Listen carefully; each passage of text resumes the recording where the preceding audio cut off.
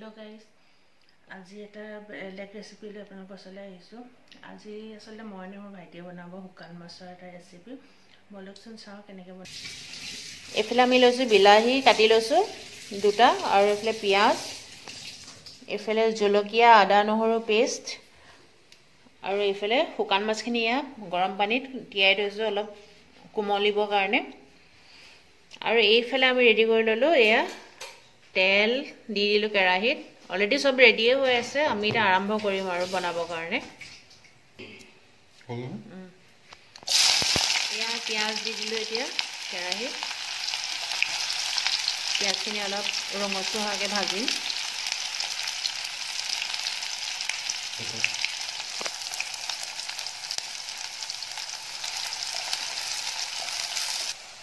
এইফালে আমি এতিয়া বিলাহী দি দিছোঁ পিঁয়াজৰ পিছত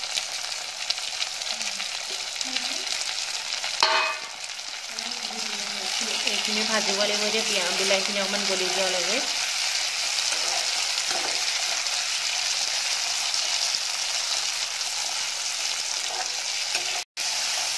এয়া দেখিছে আমাৰ বিলাহীখিনি গলিবলৈ ষ্টাৰ্ট কৰিছে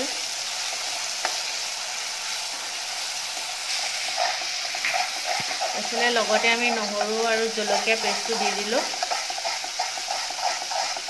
দি এতিয়া অকণমান ভাজিব লাগিব মিক্স কৰি পেলাই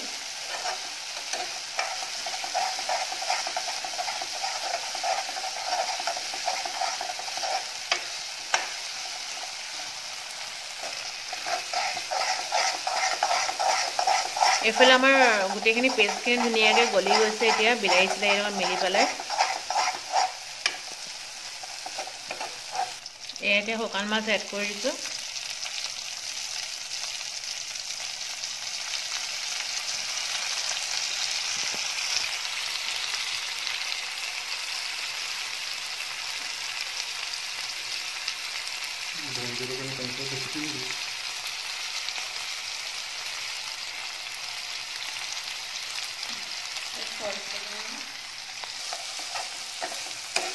এইফালে মাছখিনি এইখিনি মিক্স কৰি লৈছোঁ ধুনীয়াকৈ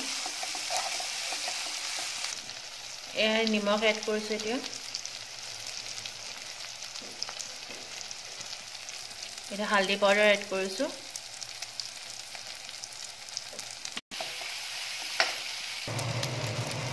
এতিয়া অকণমান মিট মছলা এড কৰি দিছোঁ অকণমান গৰম মছলা এড কৰিছোঁ মিক্স কৰি লৈছোঁ ধুনীয়াকৈ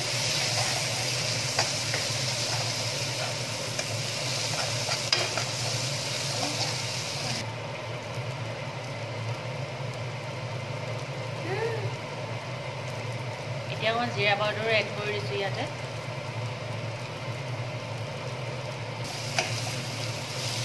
মিক্স কৰি লৈছোঁ ধুনীয়াকৈ